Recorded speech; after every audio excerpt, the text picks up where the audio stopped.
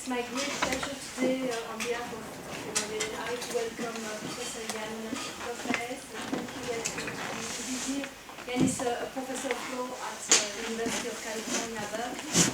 We had the pleasure to meet him a few years ago, and so we had engaged in really interesting conversation on race. Yann is a leading scholar on race and politics in the US. He has written several books. The last one is Race and Politics.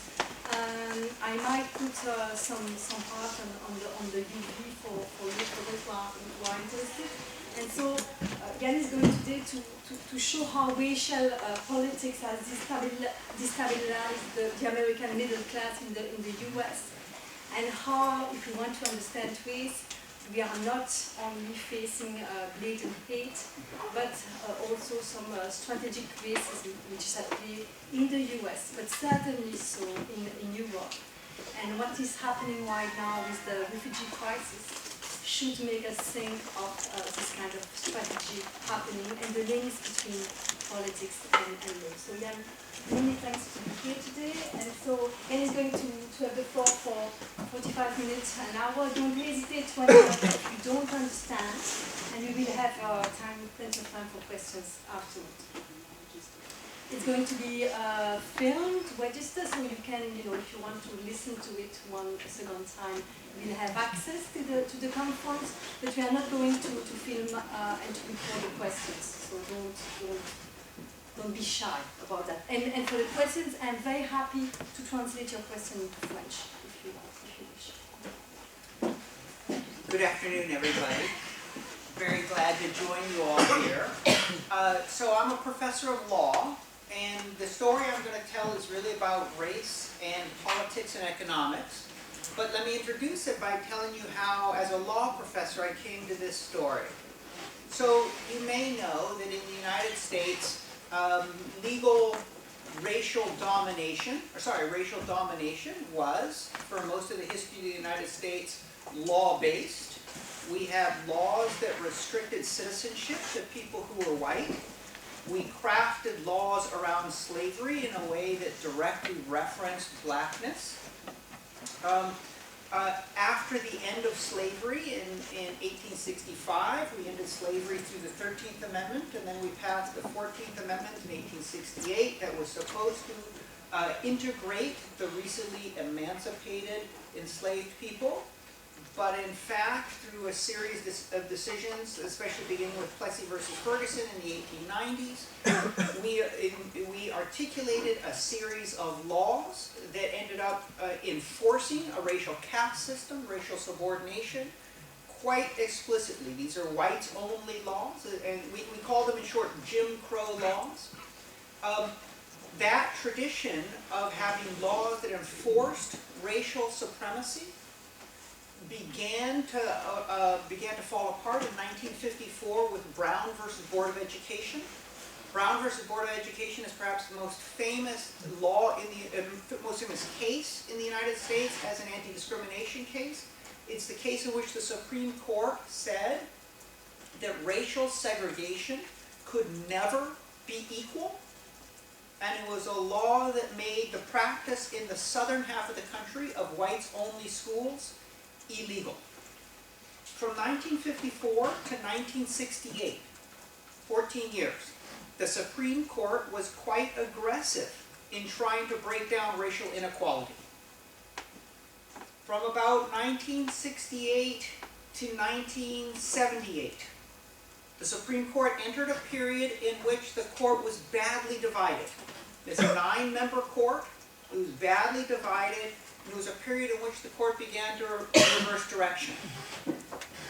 1978 is the last year that the Supreme Court of the United States found a case of discrimination against non-whites.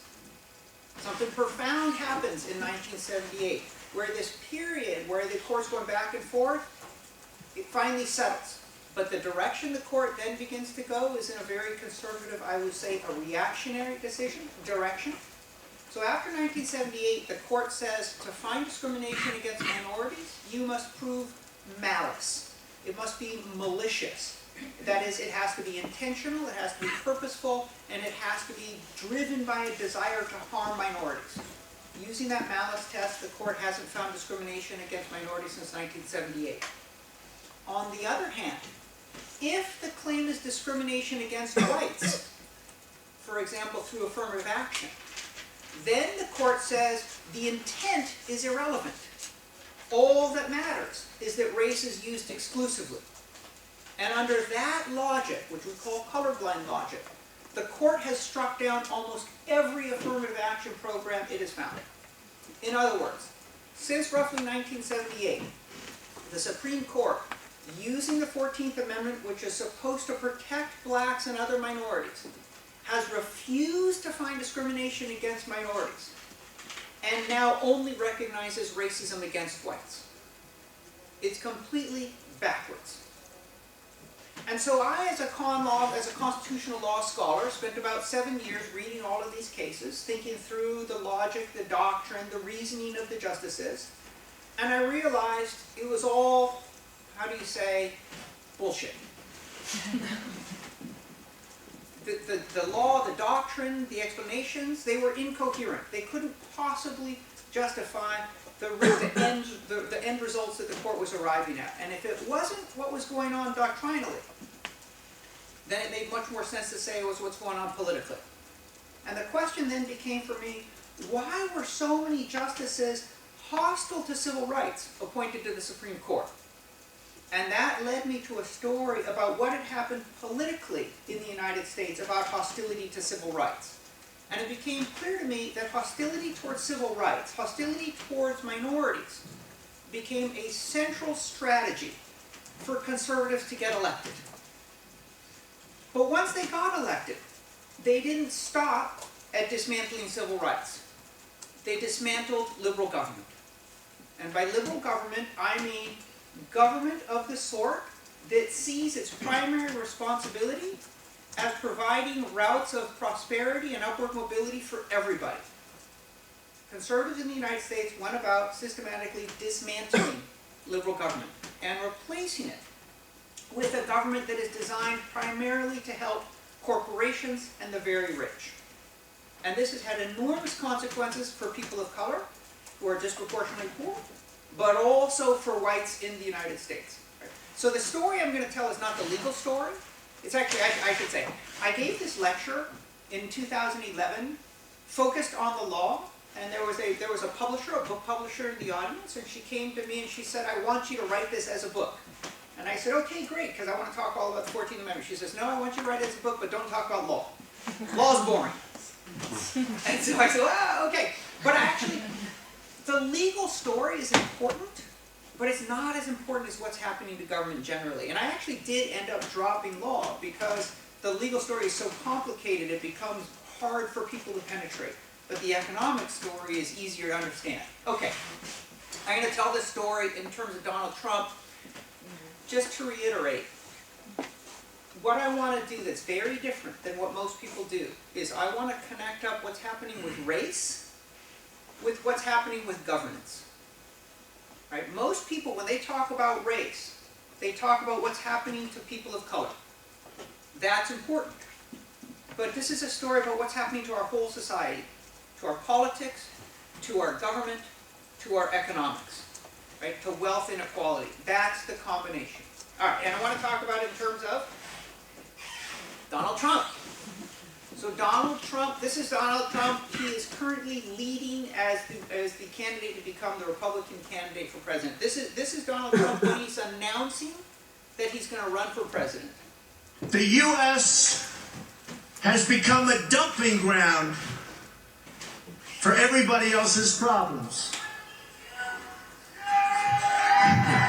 Thank you. When Mexico sends its people, they're not sending their best. They're not sending you. They're not sending you.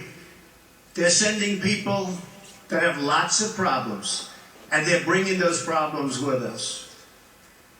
They're bringing drugs, they're bringing crime, they're rapists, and some, I assume, are good people. So I'm glad he added that last part, because my wife's Mexican. So some are good people. I'm like, oh, honey, that must be you. So this is Trump. Before this speech, his popular support was around 4%. After this speech, it jumped to around 30%. He is now leading the Republican field. This is their #1 candidate, and he's leading. So he only has basically one policy.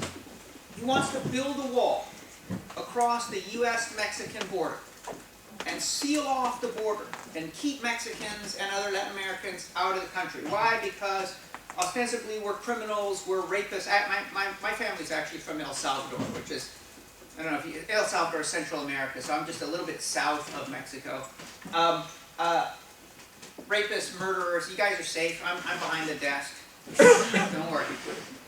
This is the one big policy that he's got. But he's got another policy that he recently announced.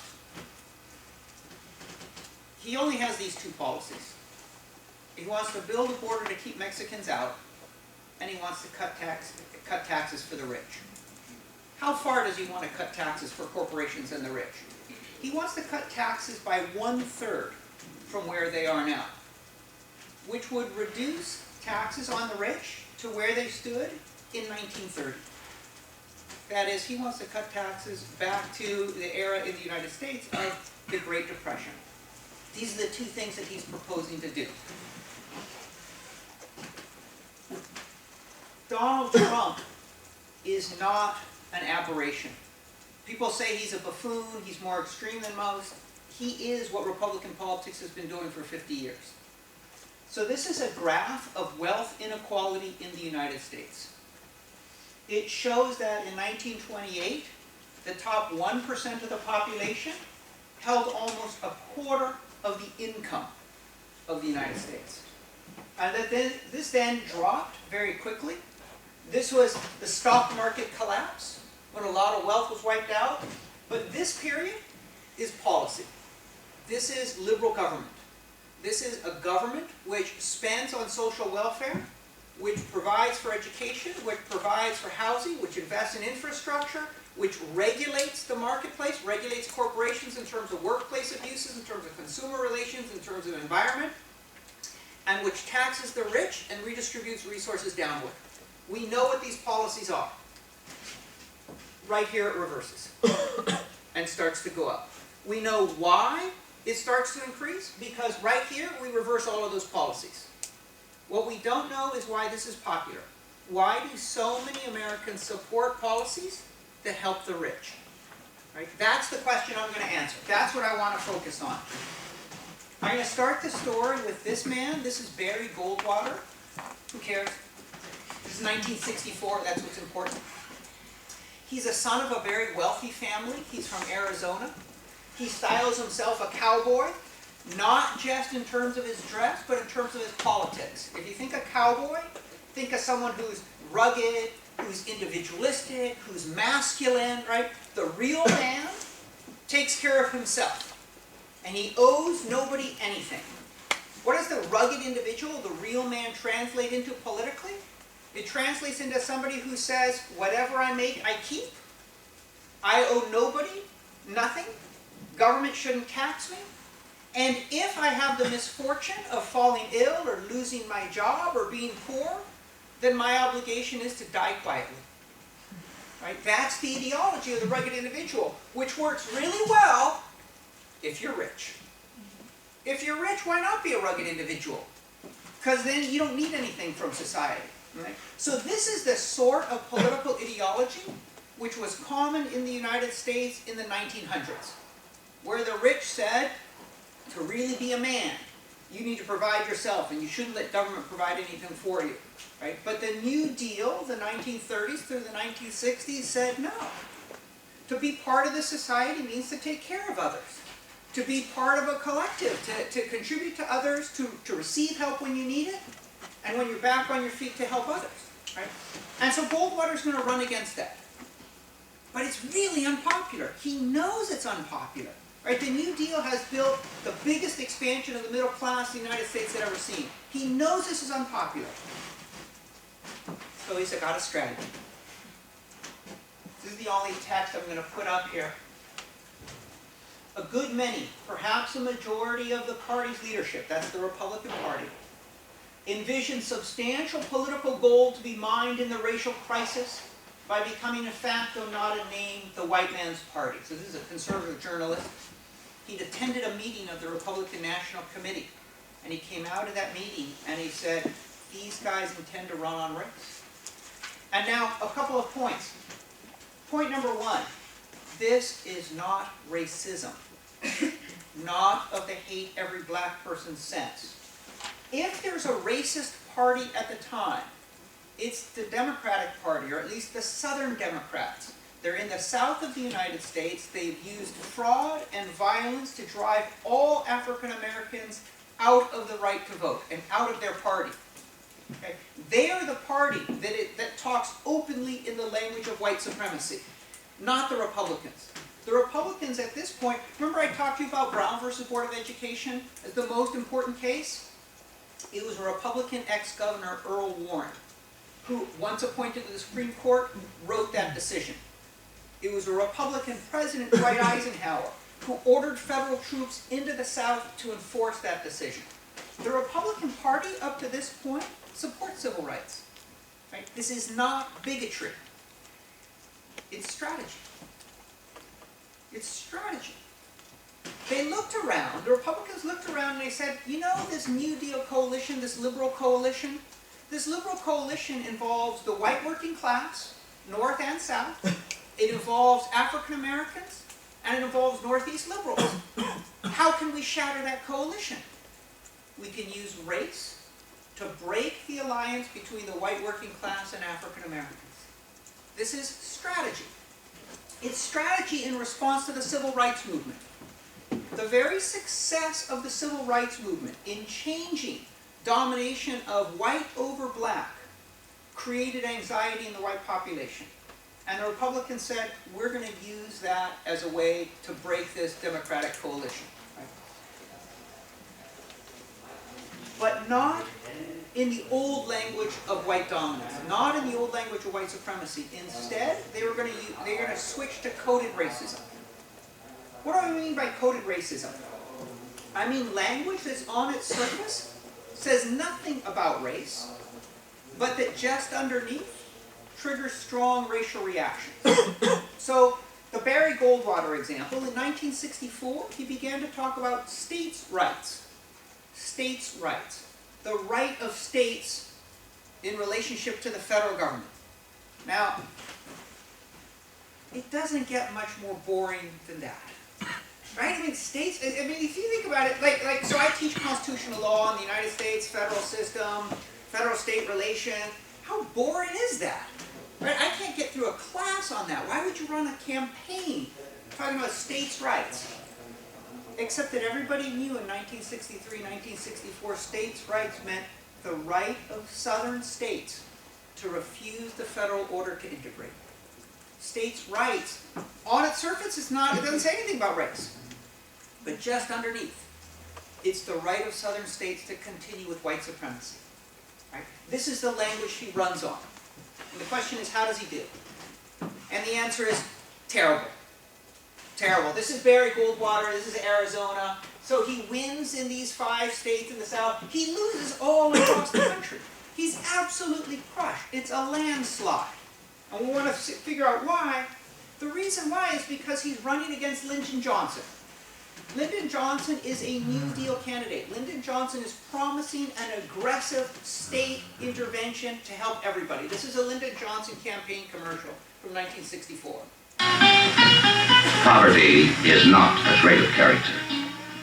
It's created anew in each generation, but not by heredity, by circumstances.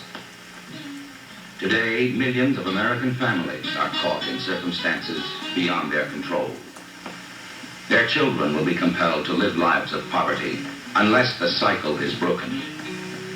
President Johnson's war on poverty has this one goal: to provide everyone a chance to grow and make his own way, a chance at education, a chance at training, a chance at a fruitful life. For the first time in the history of America, This can be done.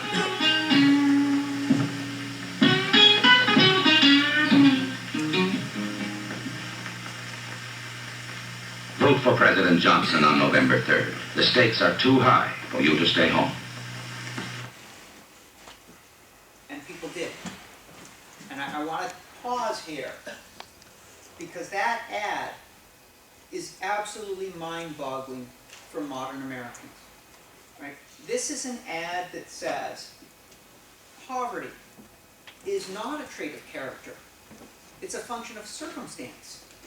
And we have the power to end poverty. That everybody has a right to a decent education and to training and to leading a fruitful life. We can end poverty in a generation. We have the moral responsibility to do so. Right? This is what he was campaigning on, the promise to end poverty. And the country overwhelmingly voted to support it. Overwhelmingly.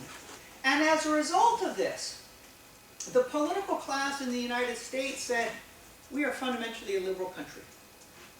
We are fundamentally a people who believe in the power of activist government to create a fair and inclusive society for everybody.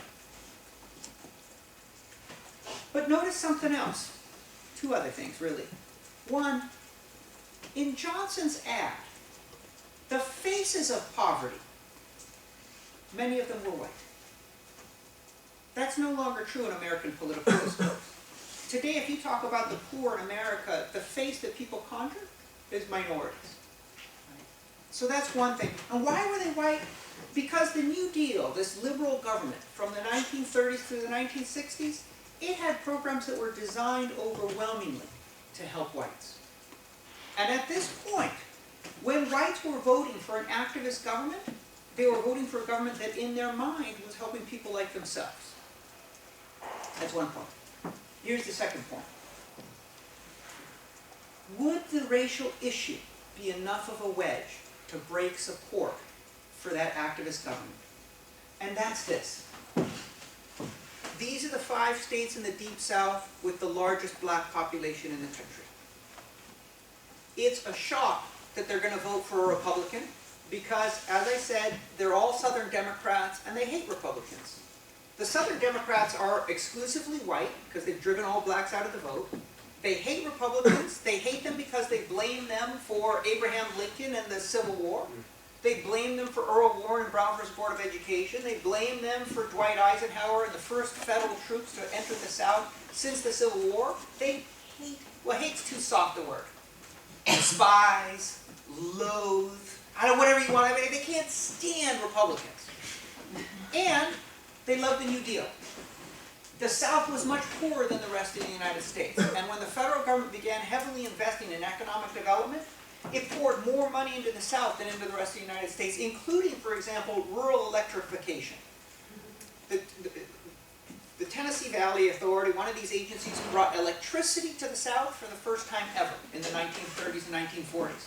Barry Goldwater, this Republican candidate, is running around saying he promises to sell off the TVA, that he's going to end this program that brought electricity to people. They love the New Deal, they hate Republicans, and they're about to vote Republican for somebody who promises to end the New Deal when appealed to in terms of states' rights. And that was this warning in 1964. Could the New Deal coalition be shattered? This is Richard Nixon. He won in 1968, but barely. He wasn't sure if he could use race. By 1970, Democratic and Republican pollsters alike realized that, yes, race could be used as a wedge issue. Nixon, starting in 1970, begins to campaign in terms of dog whistle slogans, these sort of coded slogans. He begins to talk about states' rights. He also begins to talk about law and order, right? And law and order was another proxy language for race, right? Because the imagery was of criminals as people of color. Dangerous, dark criminals, or in Donald Trump's language, drug dealers and rapists. So Nixon's going to run on states' rights, he's going to run on law and order. How's he going to do?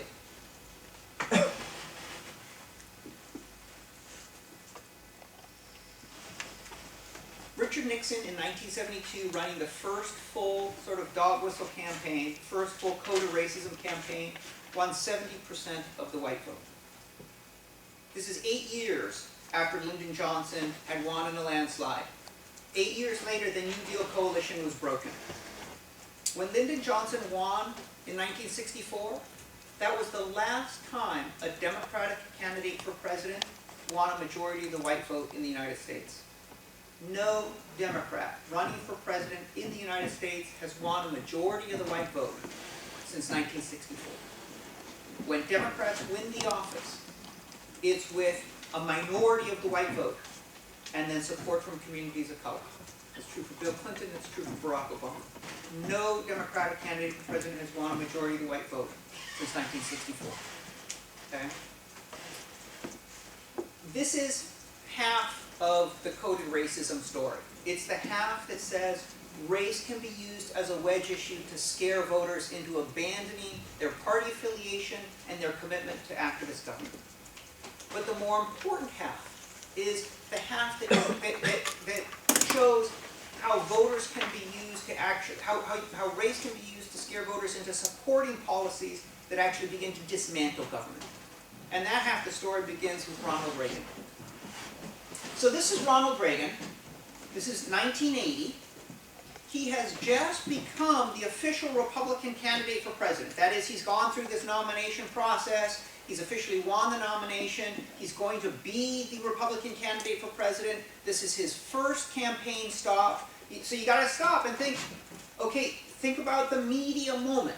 This is his first campaign appearance as the official Republican candidate for president. Where is this? He goes to Mississippi, which is already the middle of nowhere. And then within Mississippi, he goes to Philadelphia, Mississippi, which is this tiny little town, right? And it's having a fair. This is his first campaign stop. Why is Philadelphia, Mississippi known in the United States? Because 16 years earlier, 3 civil rights workers were kidnapped, killed, lynched, their bodies stuffed in a dam and not found for months. He goes to the site of one of the most famous killings of the civil rights era to hold his first campaign stop. And to an audience of thousands of cheering whites, he says, I believe in states' rights. He uses Goldwater's language, I believe in the right of southern states to resist integration. This is his first stop. How does he translate resentment towards minorities into anger towards government? And this is the key. On the campaign trail, he begins to tell a story like this. He looks out at his audiences, and his audiences are overwhelmingly white. And he says, I know how frustrated you are when you're waiting in line to buy a hamburger, and somebody ahead of you is buying a T-bone steak with food stamps. Right? I know how frustrated you are when you're waiting in line to buy the basics, and someone ahead of you is buying luxury items with welfare. That's the story he begins to tell. Now, the first time he told that story, he didn't say somebody, or he didn't say some young fellow, he said some young buck. And buck is a southern term for a strong black man. And he was roundly criticized for his racism. So he dropped the buck part, but continued with the story. And the story had this strong racial narrative, and the narrative was, black people, they're lazy. Worse than that, they're larcenists. They're thieves. They would rather steal from the system than do an honest day's work. This is his basic story. But that's about blacks. Then what about the whites? Because remember, he kept saying the you in his audience. And remember that first clip of Donald Trump? Right? When Donald Trump starts and he says, Mexico's sending the wrong people, he immediately says, they're not sending you. They're not sending you. Because this is a story not just about the construction of the Mexican or the black. It's a story about the construction of the white. Because that's implicit. If you denigrate this group as criminals, as lazy, as welfare cheats, then implicitly you're saying to this other group, your audience, you are decent. You are hardworking. You are law-abiding. because you're decent and hardworking and law-abiding, you're struggling to make ends meet. Right? Things are tough for you. So it's this combination of demonizing the other, but celebrating whites at the same time. Donald Trump's doing it, Ronald Reagan did it,